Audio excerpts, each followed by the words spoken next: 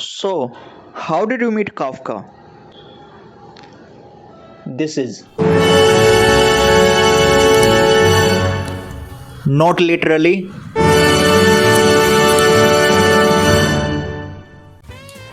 So, before we start the actual video, let me tell you about myself. My name is.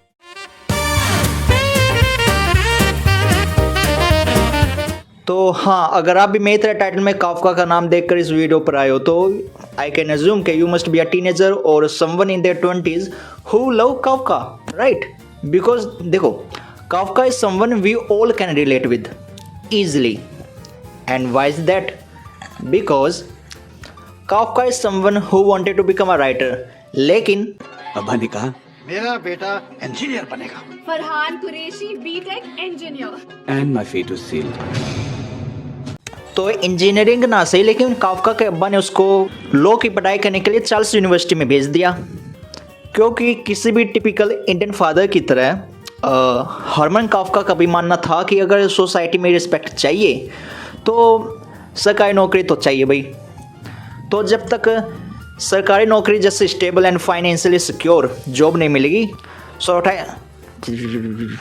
Society में कोई इज्जत नहीं है, right?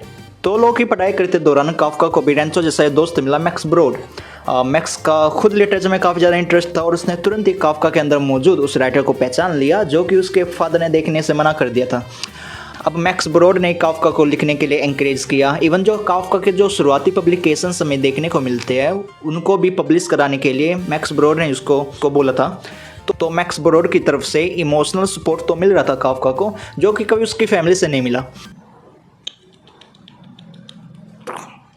Okay, तो मेरे दोस्त मिस्टर जोराब का एक सवाल है कि अगर मैक्स ब्रॉड इतना ही अच्छा दोस्त था तो उसने क्यों थ्री इडियट्स के रेंचो की तरह, जिस तरह थ्री इडियट्स के रेंचो ने फरहान रस्तोदी के अब्बा से बात करी थी, उसी तरह मैक्स ब्रॉड ने भी क्यों काफका के अब्बा से बात क्यों नहीं करी?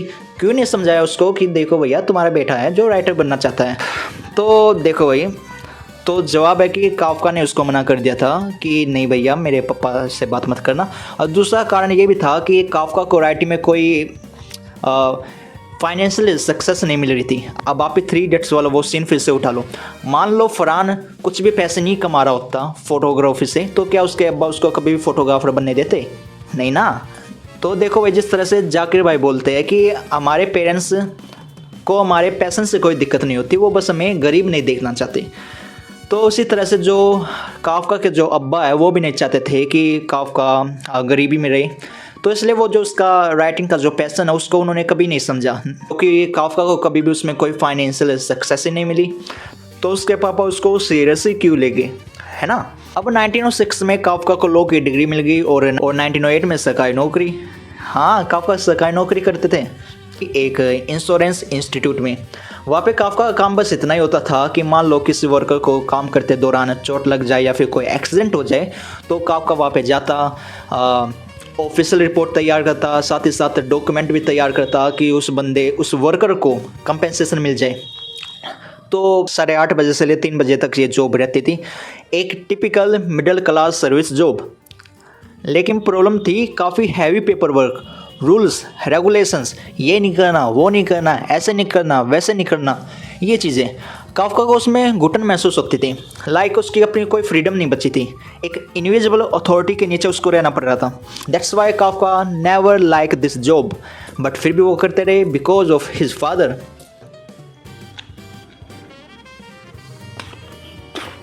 ओह, तो मिस्टर जोराम ने मेटामॉर्फोसिस पढ़ी हुई है, तो वो मुझे बता रहे हैं कि जिस तरह से मेटामॉर्फोसिस AKA अनिच्छाधारी कॉकरोच की कहानी में जो ग्रेगर सामसा जो उसका बॉस है वो भी इसी ब्यूरोक्रेटिक सिस्टम को रिप्रेजेंट करता है। काफका को बनना था राइटर, लेकिन दिन में तो उसको टाइम नहीं मिलता, सारा दिन उसका जॉब पे चला जाता। वापस आने के बाद वो खाना खा के मस्ती करने लो, ये चला नहीं, ऐसा नहीं था। आने के बाद वो खाना खाता, उसके बाद वो फैमिली के साथ थोड़ा बहुत टाइम स्पेंड करता with his mother, with his sisters. अपने पापा से तो वो कम ही बात करता था। उसके बाद काफका चले जाता शाम को लॉन्ग इवनिंग वॉक पे। यस, काफका को वॉक करना काफ़ी अच्छा लगता था। वहाँ पे वो लिटरेचर पढ़ता, फिलोसॉफीज पढ़ता। ओके, तो मिस्टर जोराब ने सवाल किया कि जिस तरह से हर रीडर का कोई एक फेवरेट राइटर होता है, तो उसी तरह से काफका का फेवरेट राइटर कौन था? तो वो था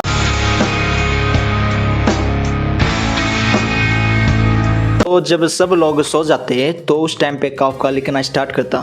तो या he was a night owl. तो वो रात के 11 बजे या फिर आधी रात से लिखना स्टार्ट करता और सुबह के 3 से 4 बजे तक वो लिखता रहता। तो यही कारण था कि जो स्लीप शेड्यूल है उसकी टाइट ऑफिस हो रखी थी। किस टाइम सोना है, किस टाइम उठना है, कुछ भी नहीं पता। और किसी रात को तो वो लिख भी नहीं पाता, और किसी रात वो काफका जो मोस्ट ऑफ द वर्क्स जो मुझे आपको पढ़ने को मिलते हैं या फिर दिखते हैं वो उन्होंने रात में ही लिखे हैं। इवन जो मेटामॉर्फोसिस है मंगलसूत्रों से मुझे जितना पता है वो भी उन्होंने 3 हफ्ते में फिनिश कर दी थी। उसके बाद लेकिन 3 से 5 घंटे सोना, एक बंदा कितने टाइम तक ये रूटीन फॉलो कर सकता है? सोचो। काफका ने ऐसा पूरे 14 साल किया। ओ तेरी। तो उसको जॉब तो पसंद थी नहीं, लेकिन वो और क्या करता। 1912 में जो काफका जो सबसे पहला वर्क है मेडिएशन, और उसी साल द जजमेंट एक शॉर्ट स्टोरी है, जब ये पब्लिश हुए तो दोनों ही फ्लॉप हो गए। तो 1950 में जब मेटामॉर्फोसिस आई तो वो भी फ्लॉप हो गई। अब एक तरफ उसका कोई भी लिटरेरी काम चल नहीं रहा है, दूसरी तरफ उसको ये जॉब पसंद नहीं है, तो बंदा काफ़ी ज़्यादा डिप्रेशन में चला गया। तो ऐसा नहीं था कि काफका ने कोई भी वर्क पब्लिश नहीं कराया, लेकिन कोई भी वर्क उसका चल नहीं रहा था, सारे फ्लॉप होते जा रहे थे। हालांकि उसने अपने पापा को भी बताया था कि मैंने ये वर्क ऐसे पब्लिश कराने के लिए दिया हुआ है, लेकिन उसके पापा ने बोल दिया है क्या ही कर लेगा तू। उन्होंने कभी भी उसके पब्लिकेशन को सीरियस नहीं लिया और हमेशा उन्होंने यही बोला कि बेटा तुमसे ना हो पाएगा।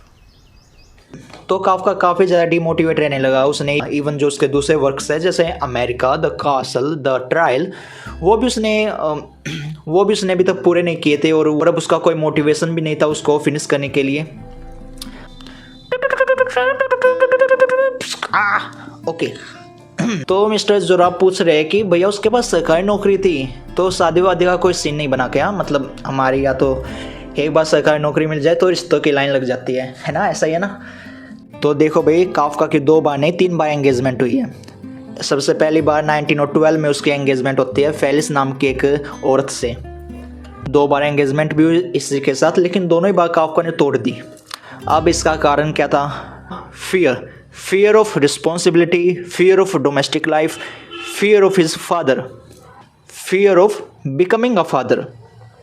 जी हाँ, काफका बाप नहीं बनना चाहता था। You won't be like your father, right?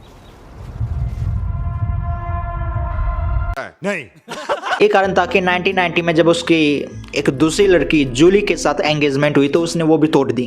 Kafka का सबसे बड़ा डर यही था कि कहीं वो भी अपने बाप जैसा न बन जाए। अब इस पॉइंट पर आकर वाकई में भैया काफका रुला देते हैं, क्योंकि देखो आप साइकोलॉजी देखो इस चीज़ के पीछे की। एक बंदा जिसको इतना ज़्यादा डरा धमका कर दबा कर रखा गया है कि उसका जो सेल्फ कॉन्फिडेंस है वो 0 हो चुका है, एकदम 0। तो इसी वजह से काफका पूरी लाइफ काफ़ी डरा से मरा। अब कुछ लोग काफका का मजाक भी बनाते हैं, उसको डरपोक बोलते हैं, कुछ बोलते हैं कि काफका को बस दिक्कतें आ रही होती है, आड़ी टेढ़ी दिक्कतें, और कुछ भी नहीं है उसकी कहानियों में। आपको पता मैं किसकी बात कर रहा हूँ, राइट? लेकिन ये भी समझने की कोशिश करो कि अगर काफका ऐसा लिख रहा था तो उसका क्या कारण था?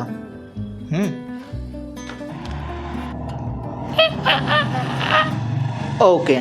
तो मिस्टर जोराब पूछ रहे हैं कि क्या काफका वर्जिन ही मर गया? क्योंकि एक वर्जिन काफका का एक मिथ है जो कि इंटरनेट पे काफ़ी वायरल रहता है। तो ऐसा भी नहीं है कि काफका बबलू पंडित की तरह वर्जिन ही मर गए। हाँ, बट ये था कि उनको इन चीज़ों में ज़्यादा इंटरेस्ट नहीं था। इवन काफका अपनी डायरीज में बताते हैं कि मुझे इन चीज़ों की काफ़ी ज़्यादा एंजाइटी फील होती थी। I feel very disgust about this things. कोई चीज़ है ये, सक्सेस कोई करने की चीज़ है, ऐसा काफका का मानना था। तो यहाँ पे उसकी एंजाइटी, फियर ऑफ सेक्सुअलिटी, ये सब चीज़ें उसके लिए बाधा बन रही थी।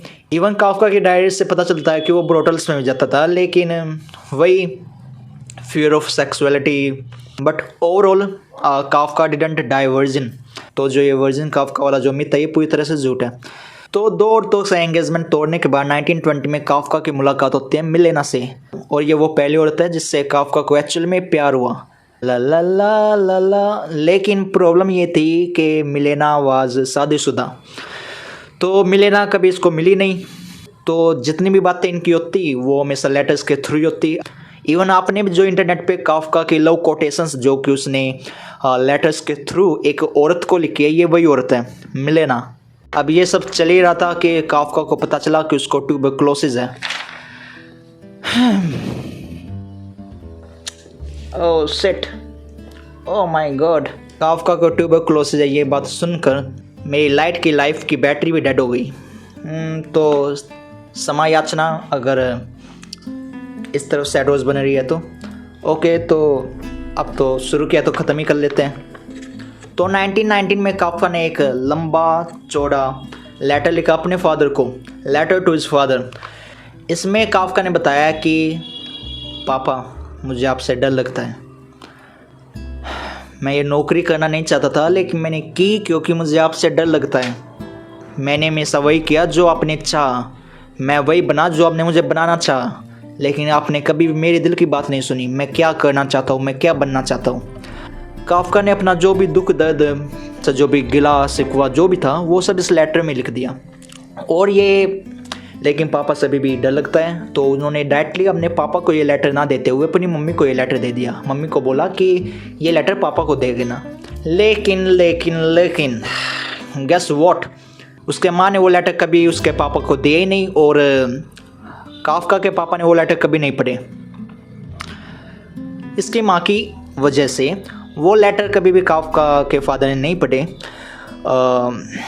वही लेटर जिसको आज दुनिया पढ़ती है, वही लेटर जिसका कॉन्टेक्स्ट हमें पता है, लेकिन उसके पापा को कभी पता नहीं चला कि उसका बेटा उससे क्या कहना चाहता है। दिस इज़ वेरी पेनफुल, क्योंकि देखो घर में हमेशा पापा की चलती है, ये बात भी है, लेकिन हमने बच्चों को इतना डरा धमका कर दबा कर रखना कि वो अपने दिल की बात भी आपको ना बता पाए। तो I don't think that this is the right parenting. तो काफका अभी भी जॉब करते रहे और काफका ने अपनी ये जॉब पूरे 14 साल की। काफका की हालत काफ़ी ज़्यादा ख़राब होने लगी जब उसका शरीर जवाब देने लगा। तो 1922 में काफका ने मेडिकल ग्राउंड के बेसिस पे अर्ली रिटायरमेंट ले ली और इसी बीमारी के चलते काफका ने मिलेना से भी दूरियां बना ली, उसको लेटर लिखने बंद कर दिए। फिर इवन जो काफका के जो बचे हुए जो वर्क है, America, the trial, the castle, वो भी उसने कंप्लीट करने से मना कर दिए। और बाद में जब काफका इस दुनिया से जाने वाला हो जाएगा, इन्हीं वर्क्स की जो मैन्युस्क्रिप्ट है अपने दोस्त मैक्स ब्रॉड को देता है, ये कहते हुए कि मेरे मरने के बाद इनको जला देना।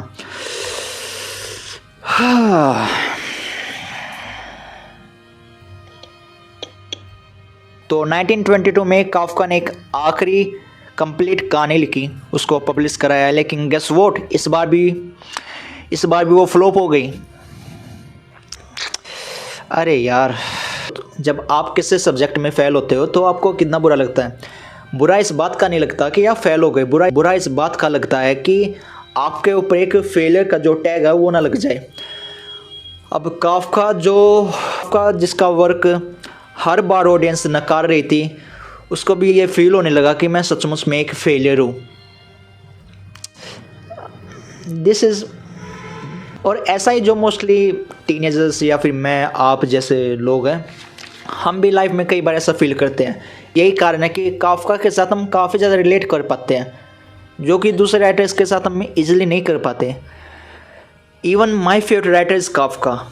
और ये जो कहानी उसने पब्लिश कराई थी, ये इसका नाम मैं बताऊंगा बाद में, बस अभी 2 मिनट वेट करिए। 1924 में काफका की हालत इतनी ज़्यादा ख़राब हो गई कि उसको एक आखिरी बार हॉस्पिटल में एडमिट कराया गया।